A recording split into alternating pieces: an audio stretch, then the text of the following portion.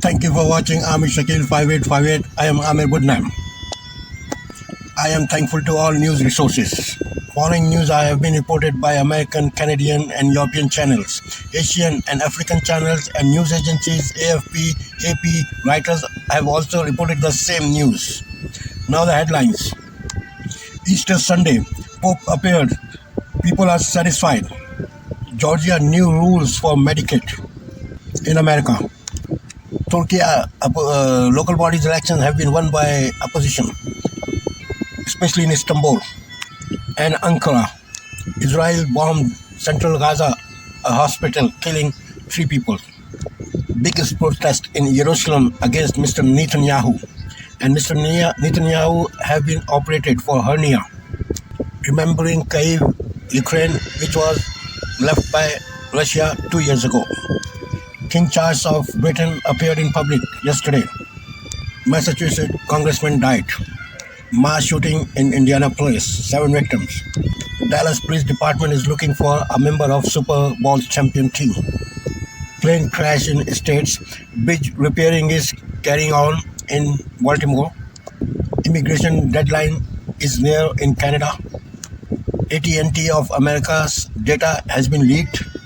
73 million customers are at risk. Sun eclipse after 8 days. Now the news in detail. Remember when they promised us transparency over at the White House and accessibility? That was a big one. Things were going to go back to normal. The press would be treated with respect and legitimate questions answered. Public has a right to know, after all, wouldn't be dismissed. Well, when the White House press secretary appeared on a radio show to sell the president's deeply unpopular agenda, she must have expected, I don't know, a standing ovation, flowers, a fruit basket. But when things got a little tough, she forgot the old adage that when you can't win the game if you walk off the field. I told a number of people that I was talking to you today, they all said, would you please just ask her, does the president have dementia? Mark, I can't even believe you're asking me this question. It is incredibly insulting, and so we can move on to the next question. Gas prices and grocery prices, then. How does Mr. Biden win votes when people don't have as much disposable income? Look, the president understands. He grew up in a middle-class family, working-class family in Scranton, Pennsylvania. He gets it. Those costs have gone down because of what this president has been able to do. And with that, thank you so much, Mark. Have an amazing, amazing day. Oh, I remember some of those. I remember some of those days in radio. Joining me now exclusively is a man you just heard, Mark Garrison, host of WBT News Talk Radio in Charlotte, North Carolina. All right, Mark, what happened here? I mean, you had the nerve to ask the question that millions and millions of Americans would like answered forthrightly. Well, yeah, Corinne had reached out to us and asked us if we would do an interview because Biden was coming to North Carolina. So we said, sure. And I knew, as you know, doing interviews through the years, you're going to get a lot of talking points. So I thought if I could just ask a couple of questions, maybe we'd make a little news, maybe get a soundbite out of her. So I just decided to ask her about all the concern. Here in North Carolina, even 45% of Democrats are concerned about Biden's mental state. So I thought, okay, I brought that up to her. She somewhat dismissed that. And then I just said, okay, well, does he have dementia? And I was surprised that she was so offended. Well, why didn't you just answer the question? I mean, presumably they have, the best doctor. I mean, just answer the question. No, he doesn't have dementia. What's the next question? I don't get that. Why is that a hard question? Well, that's what everybody that has contacted me said. Why didn't she say yes or no or go into some sort of defense of her boss and his mental faculties? But in fact, what she did, Laura, was take us down a bumpy dirt road because she went on to say, well, every year the White House physician examines the president and puts out a detailed report. Well, I went back and looked at all of those detailed reports. It talks about his heartburn. It talks about his limp. It talks about his heart. It talks about his stomach. But there's nothing in those reports about his mental capacity. Yeah. All right, Mark, the White House released a statement. They said that the press secretary had multiple back-to-back interviews with radio stations who were each offered 7 minutes. Once that time was up, she called into the next one.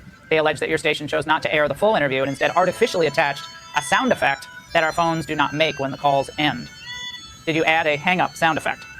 No, and to quote Corinne, I'm offended that she would suggest that. We don't add sound effects to news stories. When she hit the button to disconnect, we got a dial tone. We didn't add any drama to it. And did you air the whole interview, though? We did. Did you edit the interview? We aired the unedited video on one of our talk shows, and then we took some sound bites in our newscasts. So the entire interview was available. So I see what they're saying, but their claims are spurious because you did put the entire, all of the interview, all the content online. People could see it, but for your newscast, obviously, online and on the air. Yeah, that's exactly right. It was very clear when she hung up that she was not happy. I just love have an amazing day. The saccharine with sweetness, but Mark, I remember these days. I miss these days. Those were really fun moments, actually. And Mark, I might say you have a wonderful voice for radio. I have such respect for radio hosts across this country. You do a fantastic job, and thank you so much for joining us. Hey, Sean Hannity here. Hey, click here to subscribe to Fox News YouTube page and catch our hottest interviews and most compelling analysis. Out of this, California business owners will be bleeding cash as Gavin Newsom's minimum wage hike takes effect. Starting tomorrow, fast food chains and restaurants will be forced to pay their workers at least $20 an hour. Some say the new law is a silent tax on owners and consumers alike. We're going to have massive layoffs, massive job losses. It is a silent tax on the public. The public will pay for the unemployment of the people that are let go. People need to wake up. This is like when you go out to the circus and the guy has a big fancy trick he's showing you. Meanwhile, somebody is stealing all of the money out of your pocket because this tax is being passed on to the consumer. David, I'm going to start with you because you're very familiar with this law. What should the audience at home know? Well, they should know that this has already started. Number one, he signed it into law in September. By October, Pizza Hut had announced 1,200 plus layoffs. Round Table Pizza, another franchisor in California, had laid off. Starbucks employees, who, by the way, total compensation package around $30 an hour, they had already closed 7 stores. They're going to have more layoffs. Uber drivers, DoorDash, and all of them will pay a price. Restaurants are already squeezed, and he's basically killed it. But the people that get laid off then collect because the businesses had to pay unemployment compensation to the state, which means the taxpayers get to make up the difference. His buddy Greg Flynn, high school buddy, Gavin Newsom's friend, who got an exemption because he's a bread maker for Panera. Well, at least he got rid of that because it was too publicly embarrassing. But what this is idiotic forced value on the cost of labor, which is anti-free market, anti-capitalist. And the real results are thousands of people have already lost jobs and more will lose jobs and customers will have to pay the difference. Yeah, I wonder if that friend was at the French Laundry dinner with Gavin Newsom. All right, Elise, I want to get you on this Wall Street Journal op-ed. The headline reads this: there's no free pizza. And it goes on to say incentives matter and there's still no such thing as free pizza. Politicians can try to dictate higher wages for entry-level jobs, but ultimately consumers decide how much they're willing to pay. Fast food consumers demand a bargain. So restaurant operators are already trimming staff to keep costs low. Now, Alicia, you've been a business owner. So as a business owner, what does that mean to absorb some of these costs? So we had a restaurant. My husband had a restaurant, and we actually closed last year. And the cost of labor was choking us so badly in trying to keep it staffed. And to make up for it, our serving sizes shrink. We had to take premium items off of the menu. We were trying to cut corners at every step, and it just became impossible. And finally, we became another one of those small businesses. I won't blame it entirely on the minimum wage increase. We had one in Denver as well. We tried to use a living wage. We started at $15 an hour. This is when we opened. But then the city started to decide how things were going to change, and we had to brace ourselves. And things changed. The customers didn't like that. We didn't like that, and eventually we had to close. So yeah, it's a real problem. Joey? Yeah, listen, in California specifically, we reported on Fox and Friends earlier this weekend about the most expensive cities to live in. San Francisco and San Jose came in number 1 and number 2. Oakland was in the top 10. There were other California cities in the top 10. So maybe, just hear me out. They need a higher minimum wage because it costs so dang much money to live in California. And maybe if they just scaled back on some of those taxes that don't go anywhere to anything that helps the taxpayers, they wouldn't need a $20 minimum wage because their money would go further. It's a self-eating snake. It's a self-feeding problem. They created a state so expensive that you have to raise minimum wage for people to live there. I don't necessarily hate that people get more money on minimum wage because it's an entire economy problem there. Well, and we've already seen the fast food industry really automate a lot of these jobs, and I assume this just accelerates that. All right, great discussion. Hey, Sean Hannity here. Hey, click here. Tonight, new calls for peace in turbulent times. On this Easter Sunday, Pope Francis appealing for a ceasefire between Russia and Ukraine and Israel and Hamas. But in Gaza today, a deadly drone attack outside a hospital diminishes hope for the latest round of peace talks. And Prime Minister Netanyahu says nothing to stop an Israeli attack on Rafah, the southern city that has been a refuge for millions of displaced Palestinians. I'm Holly Williams in Tel Aviv, where protesters have filled the streets, demonstrating against Israel's government and its handling of the war. Also tonight, massive effort, giant cranes now helping to clear the mangled debris from the Baltimore Bridge as the community mourns. Plus, California fast food workers are getting a raise to $20 an hour, what it could mean for business owners facing higher costs and the rest of the country. There's a new threat of severe weather ahead this week. Damaging winds, rain, and even tornadoes are possible. We'll have the forecast. And later, a mariachi makeover, putting a woman's touch on a centuries-old male-dominated tradition. You have a what? Oh, this is crazy. This is the CBS Weekend News from New York with Jerica Duncan. Good evening, and thank you for joining us on this Easter Sunday. We began at the Vatican, where Pope Francis today overcame health concerns, giving his traditional Easter message to tens of thousands of Catholics gathered in St. Peter's Square. The 87-year-old pontiff pleaded for peace, renewing appeals for a ceasefire in Gaza, calling on greater aid delivery to the besieged territory, and the release of hostages held by Hamas. Today, the terror group skipped ceasefire negotiations, which resumed in Egypt. Israeli Prime Minister Benjamin Netanyahu vowed to proceed with the ground operation in Rafah, hours after announcing he will undergo hernia surgery today. CBS's Holly Williams starts us off tonight with reports on another deadly day in Gaza. In Jerusalem's Church of the Holy Sepulchre this morning, where many Christians believe Jesus was buried, they celebrated his resurrection. Easter's a time of hope for Christians, even with the Holy Land in the grip of war. But in Gaza, people are praying simply to stay alive.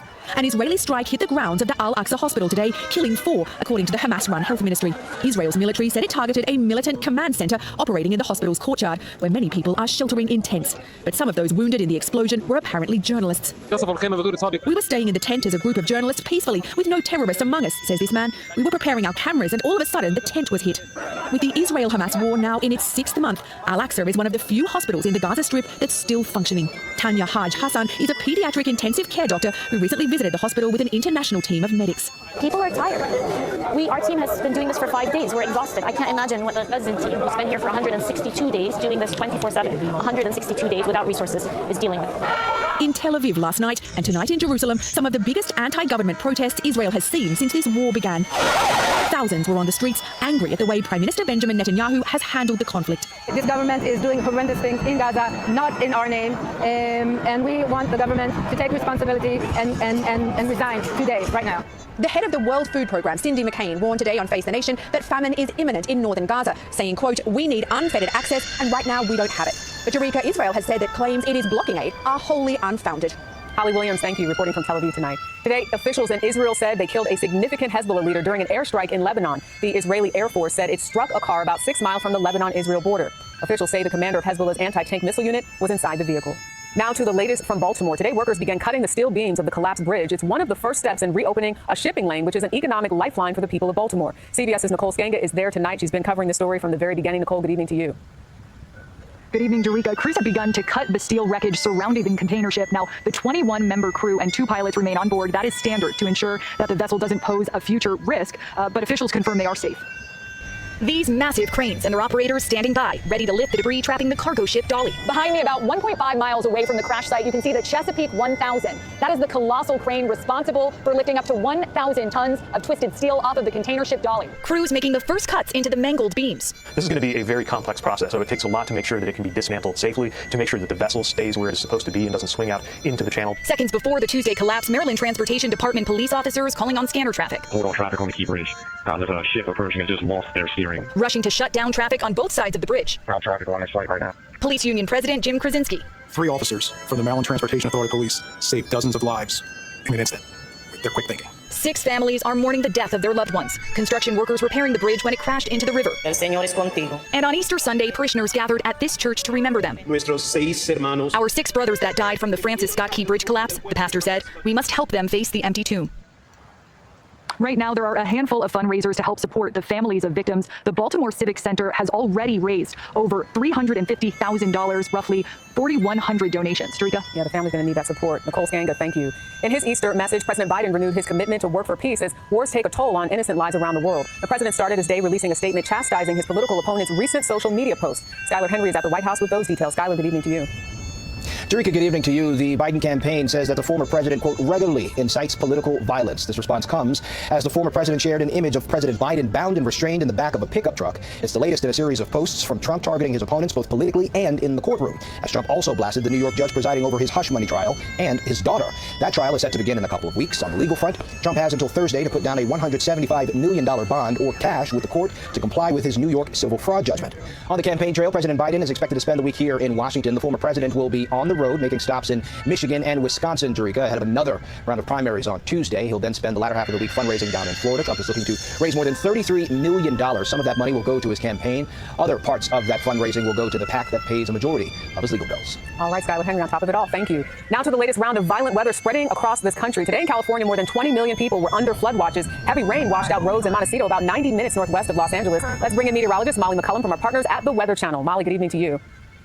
Good evening, Jerika. It's been an active holiday weekend on the West Coast, but there's some good news in the forecast. After record rainfall in San Diego and Los Angeles on Saturday, we'll finally see a break in the wet pattern by Monday. And considering how many cities in Southern California have already surpassed their yearly rainfall just 3 months into the year, it's going to take some time for the water to recede, and flooding is going to be top of mind. But you bring that moisture up and over the higher elevations, and we'll see more snow in the Sierra, and it's really going to pile up in places like Yellowstone National Park. Now, as we bring this system into the plains, we'll see a substantial threat for severe weather on Monday. From southern Texas to the Ohio Valley, damaging wind, hail, and tornadoes are all in play, even in the overnight hours into Tuesday morning. Jerika, good to know back to so you. People can prepare. Thanks, Molly. AT&T is investigating a major dark web leak that's impacting more than 70 million past and current customers. AT&T says the breach appears to be from 2019 or earlier. Addresses, social security numbers, and other personal information were leaked online. AT&T officials say the customers' account passcodes have been reset. It's urging customers to monitor account activity and credit reports. Well, tomorrow there's another chance for a giant Powerball payday. Monday night's jackpot drawing is now $975 million and creeping towards the big $1 billion mark. No one matched all 6 numbers from last night's Powerball drawing. There hasn't been a big Powerball winner since New Year's Day. Someone won over $1 billion in the Mega Millions last week.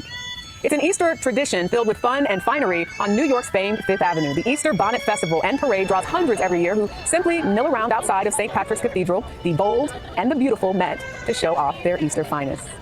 Today, Britain's King Charles made his first major public appearance since announcing his cancer diagnosis back in February. The king attended Easter services at St. George's Chapel at Windsor Castle along with Queen Camilla and other members of the royal family. Prince William and Princess Kate were not there as Kate undergoes preventative chemotherapy treatments for an unspecified cancer diagnosis. Straight ahead on the CBS Weekend News, the fast food wage hike served with a side order of new fears for some in California. Starting Monday, the nation's highest state minimum wage for fast food workers takes effect in California. Owners and employees are sizing up the potential impact. CBS's Jeff Nguyen is in Los Angeles with more. Jeff. Come tomorrow, more than 500,000 fast food workers will see a significant jump in pay. But Eureka, chains like McDonald's already say they plan to raise menu prices to offset their costs. California fast food workers will get a $4 an hour pay raise. This 25% increase will take their minimum wage to $20 an hour, the highest such wage for fast food workers in the nation. The law affects chain restaurants with 60 or more locations. Organized labor lobbied hard for the bill, which Governor Gavin Newsom signed into law last fall. They argued it would help improve the quality of life for low-wage earners. But some business owners say their profit margins are already slim. I want to pay them as much as I can, but this bill has really hit our operations hard. We're no longer hiring, we're not growing, and I'm ultimately thinking about selling or closing my business. And chains like McDonald's, Starbucks, and Jack in the Box have warned that consumers should expect to pay more in the Golden State.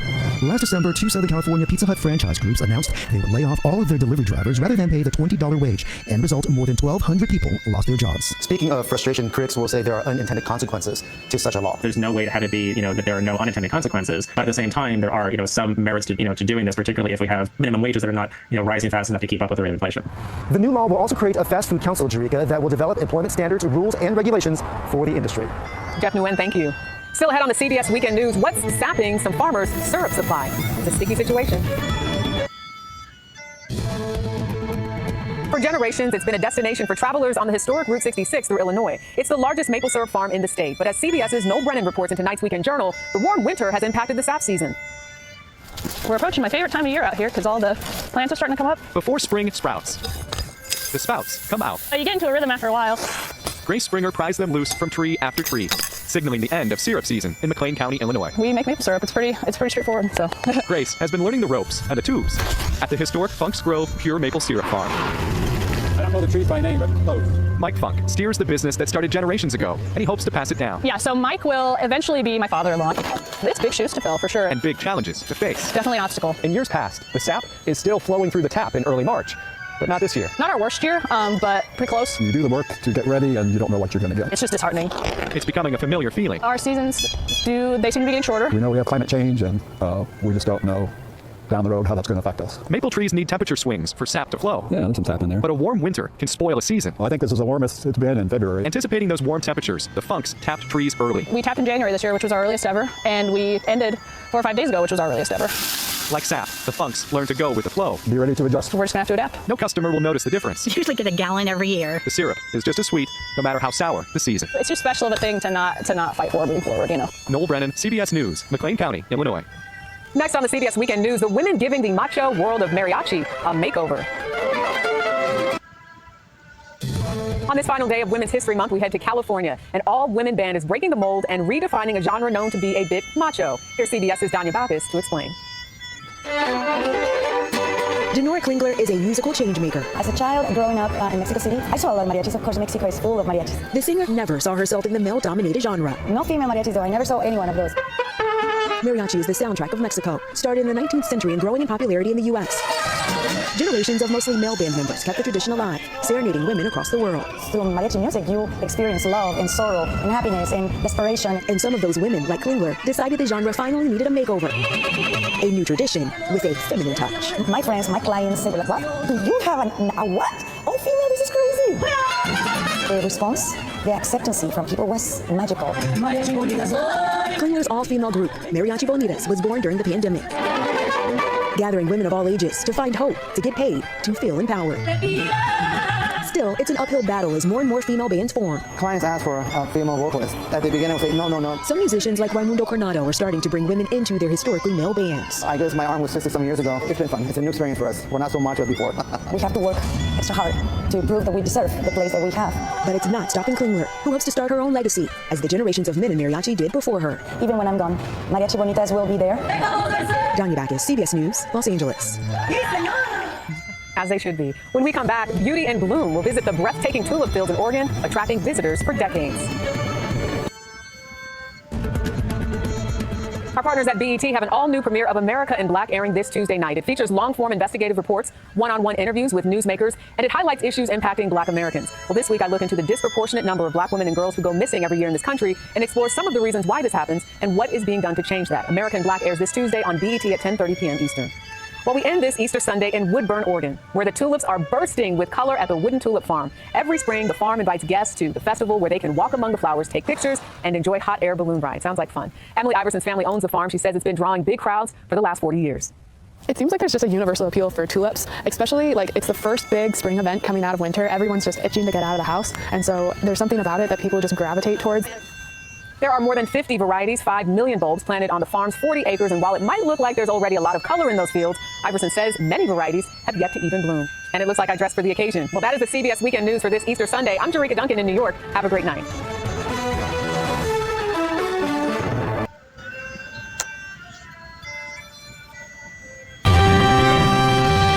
Tonight on PBS News Weekend, on this Easter Sunday, why more Americans are saying religion is losing influence in public life. Then Georgia's unique and controversial program to expand Medicaid coverage, but only for those who meet a work requirement. You know, I have patients that I have to put A on the pill bottles if they take them in the morning, and P on the pill bottles if they take them at night. And you expect these people to be able to upload documents and renew their health insurance monthly? And a brief but spectacular look at vanishing structures throughout rural America.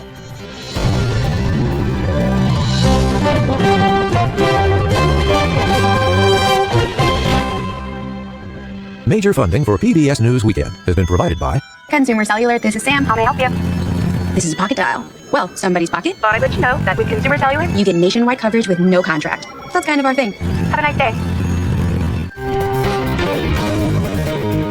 Certified Financial Planner professionals are proud to support PBS News Weekend. CFP professionals are committed to acting in their clients' best interest. More information at letsmakeaplan.org. And with the ongoing support of these individuals and institutions.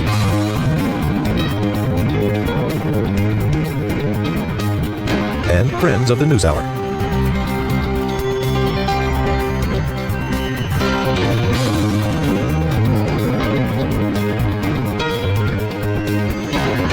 This program was made possible by the Corporation for Public Broadcasting and by contributions to your PBS station from viewers like you. Thank you. Good evening, I'm John Yang. Chaos in central Gaza today after an Israeli airstrike hit a tent encampment in the courtyard of Al-Aqsa Martyrs Hospital in Deir al-Balah. 2 Palestinians were reported killed and 15 others wounded. The Israeli military said it was targeting an Islamic Jihad command center and that the hospital was not affected. Among the injured were journalists who had been working nearby. They hit the tent without any warning. We were staying in the tent as a group of journalists, peacefully, with no terrorists among us. We were preparing our cameras, and all of a sudden, the tent was hit. Everything went dark, with debris and rocks flying above our heads, and there were flames. In Jerusalem, the biggest anti-government demonstration since the war began. Tens of thousands of people rallied outside the parliament building, demanding that Prime Minister Benjamin Netanyahu get a deal to free the hostages held in Gaza and hold early elections. In Ukraine, today marked the 2nd anniversary of Russian forces leaving the Kyiv region. President Volodymyr Zelensky visited a memorial site in Bucha, where Ukrainian officials say 2 years ago troops found mass graves and the bodies of men, women, and children littering the streets. The civilian death toll there passed 1,000. Appeals for peace in both the Middle East and Ukraine were part of Pope Francis's Easter message today. In St. Peter's Square in Vatican City, the Pope renewed calls for an immediate ceasefire in Gaza, the release of all Israeli hostages, and a prisoner exchange between Russia and Ukraine. He told worshippers, peace is never made with weapons. The Pope made several loops of the square in his Pope-mobile to greet the tens of thousands who had gathered for the culmination of Christians' Holy Week. King Charles attended an Easter service at Windsor Castle today, his most significant public appearance since his cancer diagnosis in February. Outside St. George's Chapel, the king shook hands and chatted with well-wishers. The 75-year-old monarch is being treated for an unspecified type of cancer. And former 7-term Democratic Congressman William Delahunt of Massachusetts has died after a long illness. As a Boston area prosecutor in the late 1970s, he created what's considered to be the first domestic violence unit. Delahunt postponed his retirement from the House until 2011 to help pass former President Obama's legislative agenda. Delahunt was 82 years old. Still to come on PBS News Weekend, how the state of Georgia is trying to expand Medicaid coverage, but with a unique, controversial program. And a photographer captures the stories behind the vanishing structures of rural America. This is PBS News Weekend from WETA Studios in Washington, home of the PBS News Hour, weeknights on PBS. Today, Christians across America celebrate Easter. Muslims are in the midst of Ramadan, and Jews, who recently marked Purim, are preparing for Passover in just a matter of weeks. So it's very timely for the Pew Research Center to be out with the results of a survey looking at Americans' attitudes about the role of religion in public life. 80% of the more than 12,000 respondents said religion's role is shrinking. That's the highest proportion in 2 decades of asking the question. Gregory Smith is Pew's Associate Director of Research. He helps coordinate the domestic polling on religion. So a big proportion of Americans saying that religion is losing influence. Do they say that's a good thing or a bad thing? Most people who think that religion's influence is shrinking in American life think that's a bad thing. They're disappointed to see it. In fact, the survey shows very clearly that most Americans have a positive view of religion. Most people who think religion's influence is declining say that's a bad thing. The smaller number of people who think religion's influence is growing think that's a good thing. And if you put those things together, we see very clearly that most people in the United States have a positive view of religion's role in society. I was also struck by the responses to the question of whether respondents felt that there was a conflict between their personal religion and mainstream American culture, and whether they felt their religion made them part of a minority group. What did you find there? So the share of Americans who say they think there's at least some conflict between their own religious beliefs and mainstream American culture is up 6 points to 48% since we last asked these questions. Similarly, the share of Americans who say they think of themselves as a minority because of their religious beliefs is up 5 points since we last asked these questions. Now, most people don't say they think of themselves as a minority because of their religion. Only 29% of Americans say that. Still, the trend is in an upward direction. What do you think that tells you? Does it say something about religious beliefs, or does it say something about people's connection with mainstream American culture? It says a little bit about people's religious backgrounds. We know, for example, that Jewish Americans and Muslim Americans, groups that make up small shares of the population, they are among the most likely to say they think of themselves as minorities because of their religious beliefs. But there's also an element of this that is about how people perceive things to be going in society.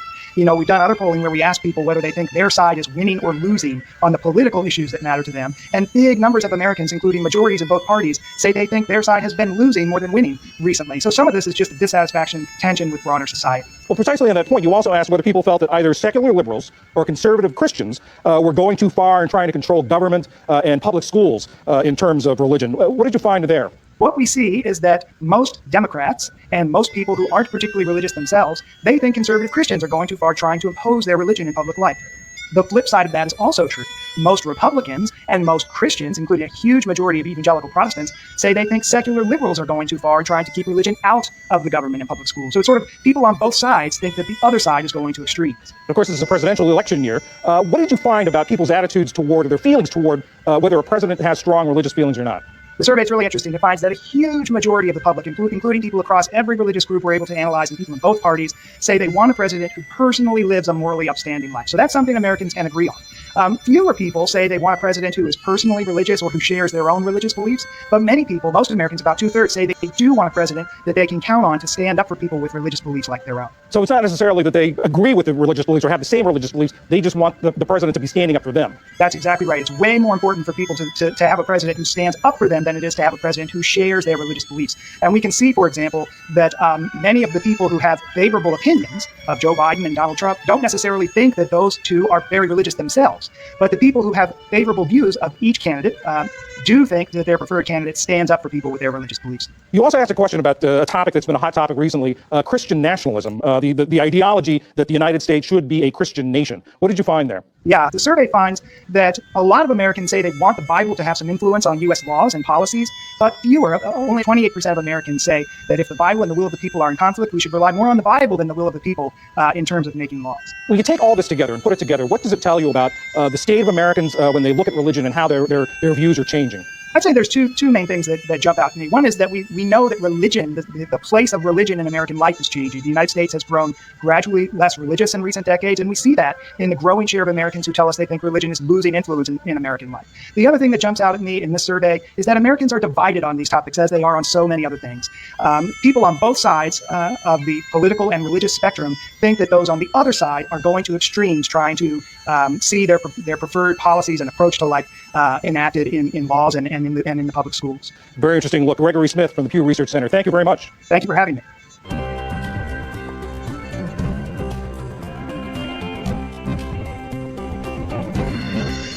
Since Medicaid was created nearly 60 years ago, it's been expanded many times, and it's now the government's biggest public health insurance program.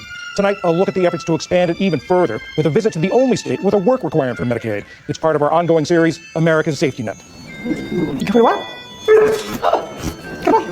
For Shannon Allison, taking her emotional support dog, Wolf, for a walk in her Atlanta neighborhood can feel like an ordeal. You waiting patient for Mama? The 48-year-old has limited mobility because of hip dysplasia and degenerative disc disease. Come. Her biggest health challenge came in 2018 when she was diagnosed with breast cancer.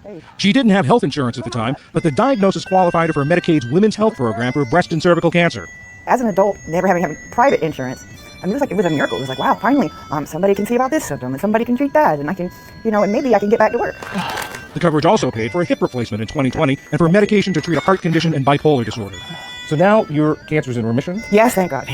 Well, thank God that the cancer's in remission, but Yes. what does that mean for your Medicaid? Well, it means since I'm no longer seeing an oncologist, that it's been 5 years, and if you're not continuing to see an oncologist, you're not qualified for Women's Health Medicaid anymore. The only other time Allison had health insurance was when her pregnancies qualified her for Medicaid. Physical limitations have kept her from holding a job since 2012, and before that she'd never had one that gave her coverage. And despite having no income, she does not qualify for Georgia's traditional Medicaid program, which requires a participant to not only have a low income, but also be pregnant, have a child, or have a disability. See here, it's got where I was approved for the termination, and then denial for the regular Medicaid. No eligible people in your household. Not having Medicaid, how did that make you feel? Well, I'm scared, really. I need a continuation of care for my hip, and psych meds, for instance, a lot of things. It's just like I fall in a gap. I don't know, it's scary. Georgia is one of 10 states that has not used the Affordable Care Act to expand Medicaid to cover all adults earning less than 138% of the federal poverty line, or about $20,800 a year for an individual. Under the act, the federal government pays a generous subsidy for the additional cost. There's been a lot of momentum in our surrounding neighbor states, and I think that legislators are seeing how it is a good deal for Georgia. Leah Chan is Director of Health Justice at Georgia Budget and Policy Institute, a nonpartisan research group and a proponent of full Medicaid expansion. She says it would benefit the estimated 400,000 uninsured Georgians in what's called the coverage gap, earning too little to qualify for federal subsidies in the ACA insurance marketplace, but not qualifying for Medicaid in the state because they're adults without a qualifying disability. This is just an economic imperative. We can no longer ignore the financial benefits that we would get from closing the coverage gap. And I think we can no longer ignore the mounting pressure that many communities are feeling as hospitals close and as more people fall into the coverage gap. Since 2013, 12 hospitals across Georgia have shut their doors, including Atlanta Medical Center here in the heart of the city, which closed in 2022. One reason for the financial squeeze? Unreimbursed care for people with low incomes and no insurance. Earlier this year, Georgia lawmakers signaled a willingness to consider Medicaid expansion. But in February, legislative leaders said the issue needed more study. Instead, Georgia has a new program called Pathways to Coverage. Georgia Pathways provides a hand up and a way for our citizens to thrive.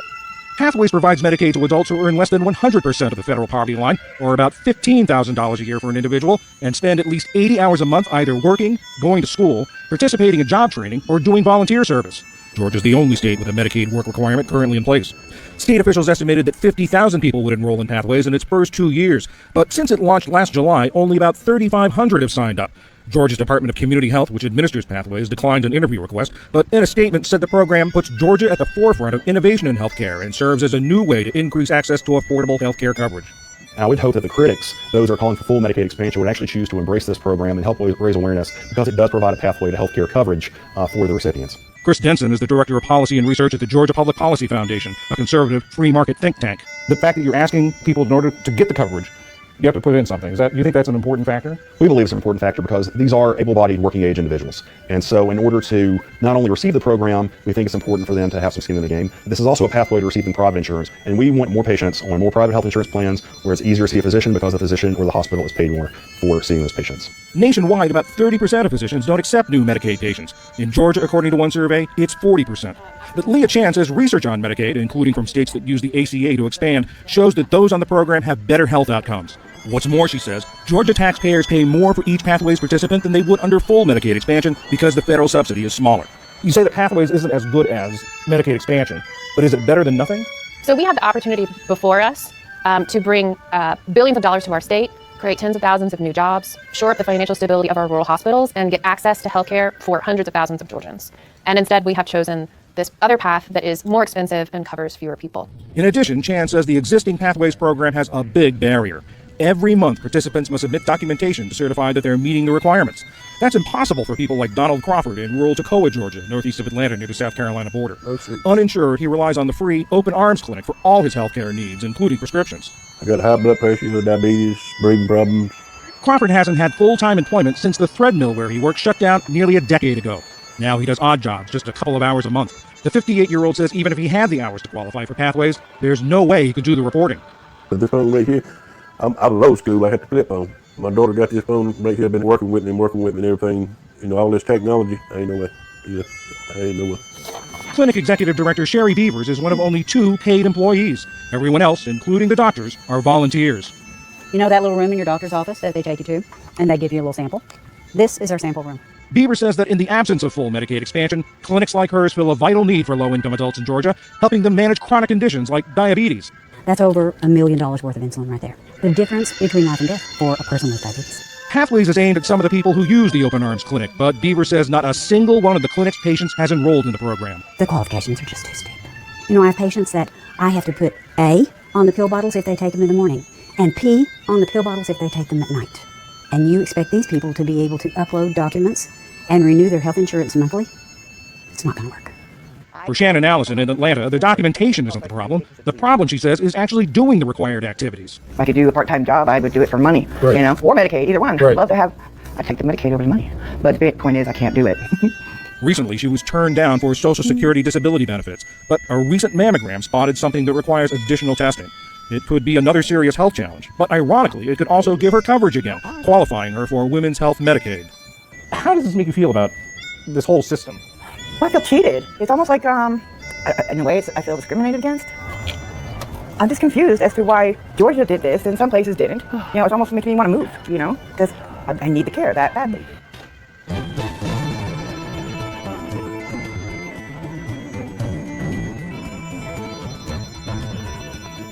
For more than 2 decades, Vermont-based photographer Jim Westphalen has documented old farmhouses, barns, churches, and homes that have fallen into disrepair. He calls it Finding Beauty in Decay. He's collected his works in a book and a film, both called Vanish, Disappearing Icons of a Rural America.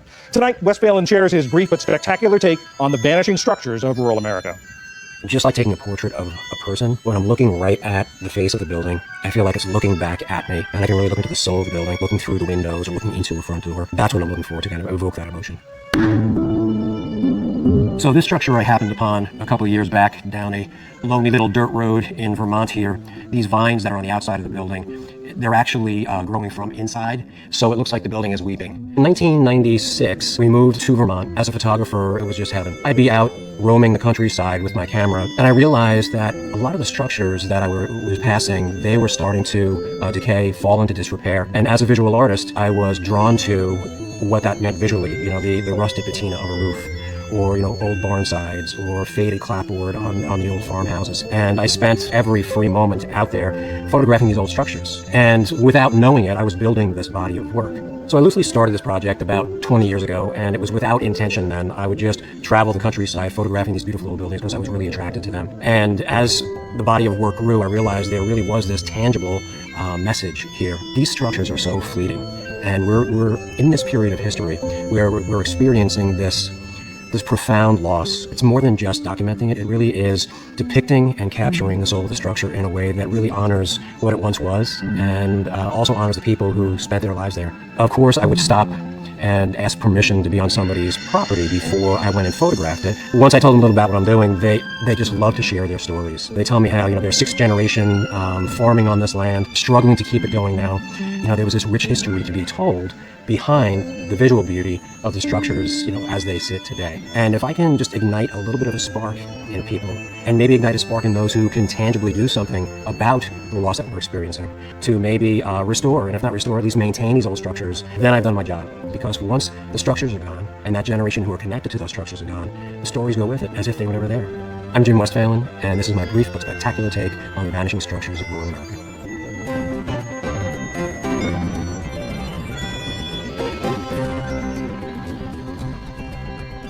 And that is PBS News Weekend for this Sunday. I'm John Yang. For all of my colleagues, thanks for joining us. Have a good week.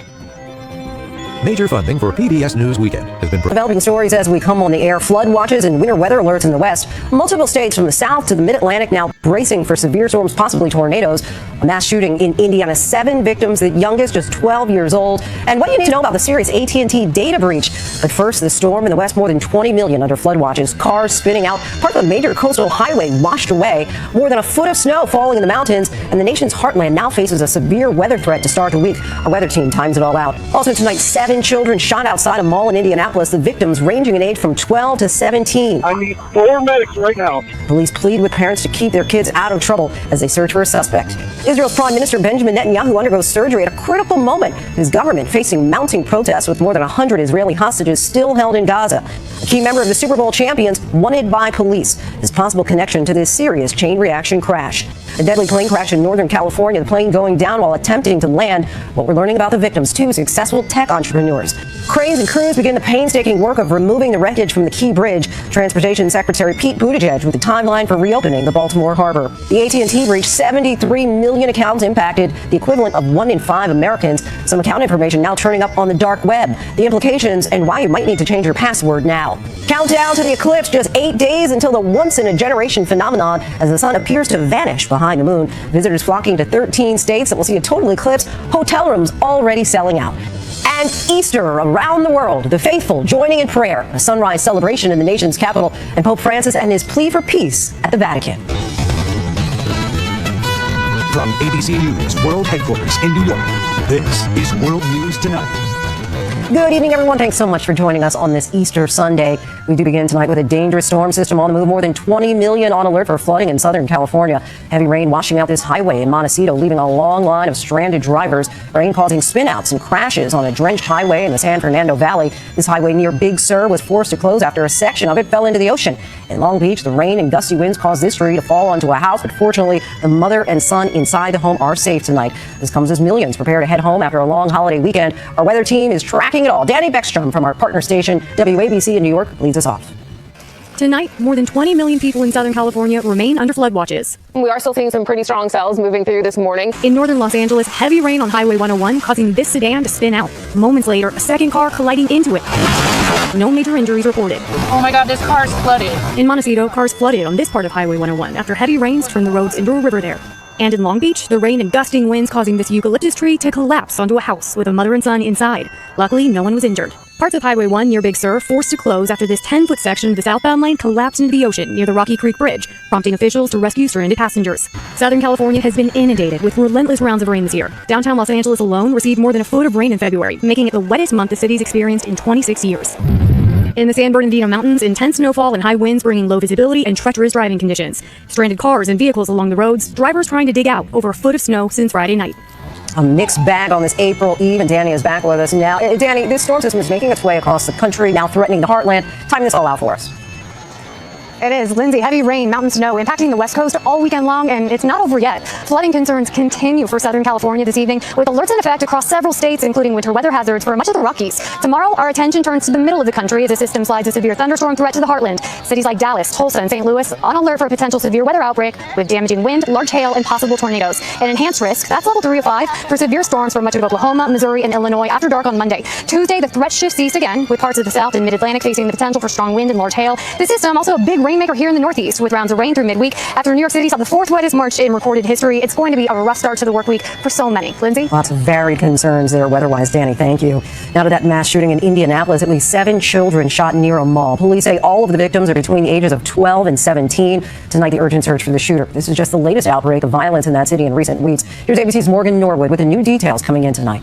Tonight, authorities in Indianapolis investigating a mass shooting outside a shopping mall that injured 7 children, the youngest just 12 years old. I need 4 medics right now. It is extremely concerning to us that so many of our young people have been victims of gun violence this evening. Police say they were already on patrol Saturday night when they heard gunfire. They found a large group of kids and say 6 of them had been shot. Have a juvenile male shot twice, was armed with a late tourniquet being applied. Officers frantically calling for medics as they started aid on their own. Police say another injured child showed up at the hospital that same night. This was at 11:30 at night, the evening right before Sunday, Easter. So if you don't know where your 12-year-old is, I think that should be a priority for you. This shooting just the latest in Indianapolis in the past 2 weeks. Last weekend, police say they fatally shot a suspect who himself shot 5 people outside a bar. And the weekend before, police say an argument also at a bar led to a shooting that killed 1 person and injured 5 others. Conflict should not lead to somebody pulling out a gun and trying to resolve it. The consequences are eternal. And Lindsay, police believe this latest incident stemmed from some sort of argument. They also believe there was more than 1 gun involved. Tonight, they are combing through surveillance video to track down the suspect. Lindsay? Certainly a top priority there, Morgan. Thank you. Overseas now to Pope Francis, overcoming concerns about his health to deliver the traditional Easter Sunday message. More than 60,000 gathering in St. Peter's Basilica Square. The 87-year-old pontiff appeared in good form after a busy Holy Week. He skipped an event on Friday to preserve his health. More now from ABC's Inez de la Quatara. On this Easter Sunday, Pope Francis delivering a message of hope and peace before the more than 60,000 faithful who packed St. Peter's Square. A cominciare da quelle di Israele e Palestina. The pontiff calling for an immediate ceasefire in Gaza, for more aid to be allowed in, and for the release of Israeli hostages held by Hamas, as well as a Russia-Ukraine prisoner swap. The Pope highlighting the plight of children in conflict zones who he said have forgotten how to smile. La pace. Adding, peace is never made with weapons, but with outstretched hands and open hearts. The 87-year-old, who suffers from mobility and respiratory issues, mostly sitting during the service, later smiling as he shook hands with cardinals, and he appeared to be in good spirits as he waved to the crowds from his Pope-mobile. This after the Pope limited his appearance at several events leading up to Easter Sunday, raising new concerns about his health, the Vatican saying it was to preserve his health for the weekend ceremonies. And Inez joins us now. Inez, there was another notable appearance on this Easter holiday at Windsor Castle. That's right, Lindsay. King Charles and Queen Camilla attended services at St. George's Chapel at Windsor Castle. It was a rare public appearance for the king since his cancer diagnosis earlier this year. As expected, Prince William and Princess Kate were not in attendance, but the king seemed to be in good spirits, thanking members of the congregation and members of the public who were there. Lindsay? Inez, thank you. Next tonight, Israeli Prime Minister Benjamin Netanyahu is undergoing surgery to treat a hernia. This is Netanyahu faces protests at home and international criticism over the war with Hamas. Ceasefire talks are set to resume this week. Let's bring in ABC's Britt Clennett, who's in Israel for us. And Britt, this is clearly a critical moment for Netanyahu. Yeah, tonight, Lindsay, Israeli Prime Minister Benjamin Netanyahu is undergoing surgery for a hernia as anger mounts against his failure to bring home the 132 hostages still held in Gaza. Tens of thousands gathered in the largest demonstration held in Jerusalem since the war began. Hours ago, speaking ahead of the surgery, Netanyahu saying he will return to work very quickly, reiterating there is no victory without going into Rafah. It comes amid a widening rift with Biden. Netanyahu again saying pressure from the US won't stop them from destroying the Hamas battalions there. Despite that, the Biden administration green-lighting another round of weapons for Israel worth billions of dollars. Some Democrats are criticizing the decision, saying Israel has a responsibility to limit civilian casualties and allow more aid into Gaza amid a worsening humanitarian crisis. Lindsay? Britt, thank you. Back here at home, police in Dallas are reportedly looking for NFL star Rashee Rice. Our Dallas affiliate WFAA cites sources reports the wide receiver for the Super Bowl champion Kansas City Chiefs is being sought in connection with a major multi-vehicle accident Saturday evening. Police say a Lamborghini and Corvette were speeding when they lost control and crashed. Everyone in those two cars ran off. 4 people in other cars suffered minor injuries in the chain reaction crash. Next tonight, the investigation into a deadly plane crash in Northern California. 2 people died after a single-engine plane crashed while trying to land at the Truckee Tahoe Airport on Saturday night. The NTSB and FAA are now on the scene, but we're learning about the victims. Here's ABC's Jacqueline Lee. Tonight, the NTSB and FAA launching an urgent investigation into what caused a single-engine aircraft to crash into this wooded area in Northern California, killing 2. Aircraft fully engulfed. Pilot possibly ejected. We're trying to walk around, look for it. Authorities say the incident took place shortly before 7 p.m. local time Saturday, the plane crashing while attempting to land at Truckee Tahoe Airport, light snow falling in the area at the time. Crews racing to the scene, parts of the aircraft coming down on railroad tracks near the airport. It looks like one of these tracks is completely unusable. Late today, Silicon Valley Fund Up West saying in a statement, their senior advisor Laron Petrushka and his wife Naomi, both well-known tech entrepreneurs, lost their lives in the crash, saying, "We are all heartbroken by this loss and will forever hold Laron and Naomi in our hearts." Lindsay, tracking data shows the plane originated from Centennial Airport in Colorado before it crashed. According to the NTSB, the couple were the only 2 on board. Lindsay? Jacqueline, thank you. Now to the massive recovery efforts underway after that deadly bridge collapse in Maryland. The first of several Carnival cruise ships rerouted to Norfolk from Baltimore arrived in port today. The Coast Guard released this video of crews cutting the top portion of the bridge. Let's bring in ABC's Ika Jachi, who's in Baltimore for us. And Ika, what have you learned about the timeline for reopening this vital port?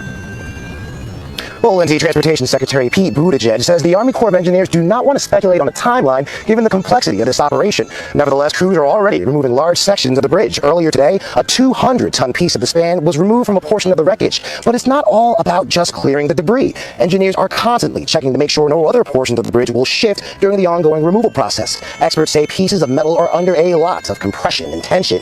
They can behave like a spring if not expertly managed. Crews did a grounding survey, which was an effort to determine how hard the ground around the dolly is, giving insight on the best strategy for pulling pieces of metal off. Again, no word on when a bridge will be up and running. Meanwhile, the work on opening a restricted channel continues to allow smaller vessels the ability to get around the wreckage. Lindsay? Really important lifeline there, Ike. Thank you.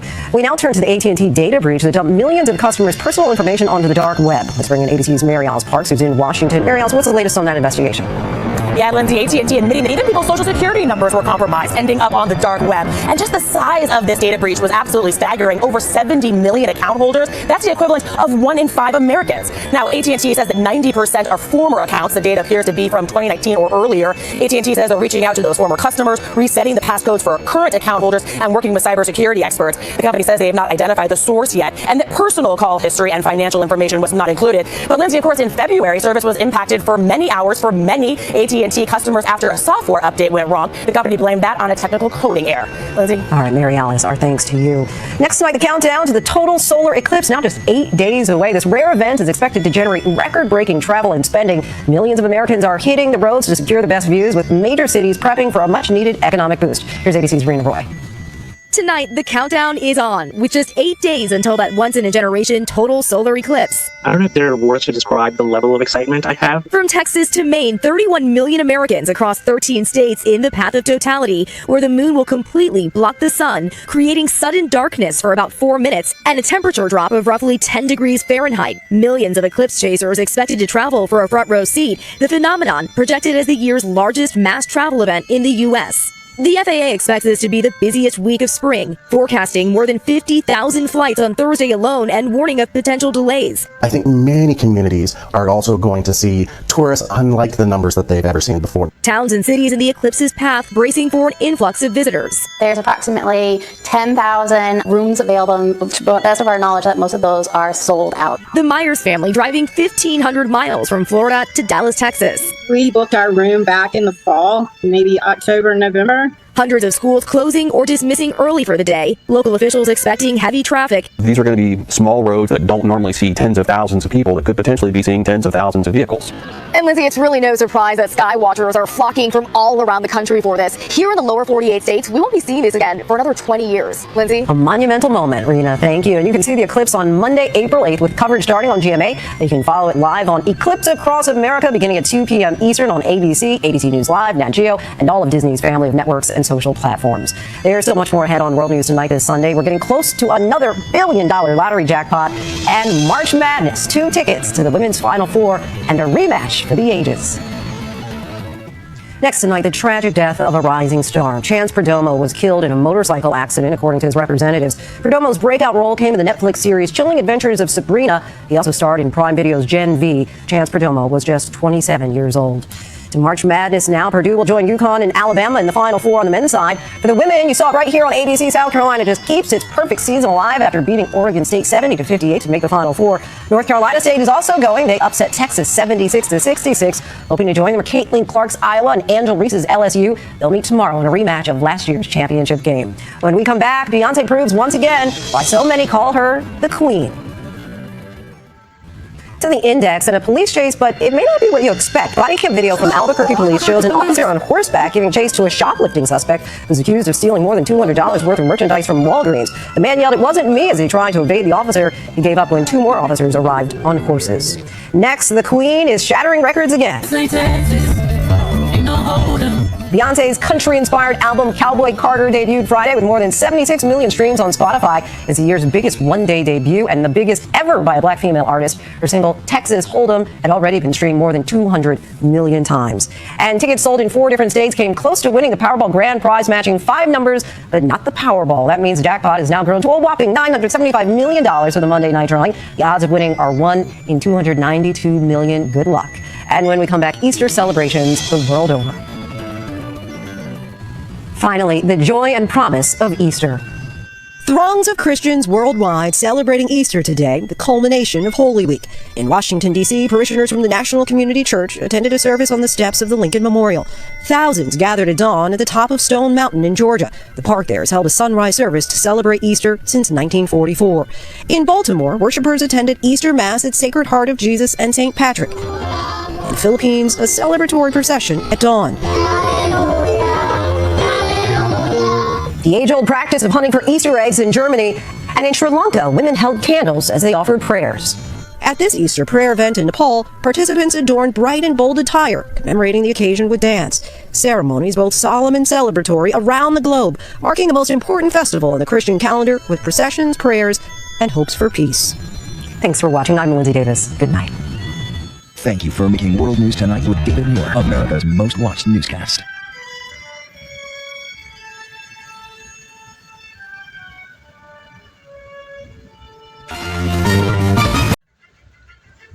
Thank you for watching and privilege of your time. This is Amir Shakil 5858. I am Amir Goodman. Have a good life.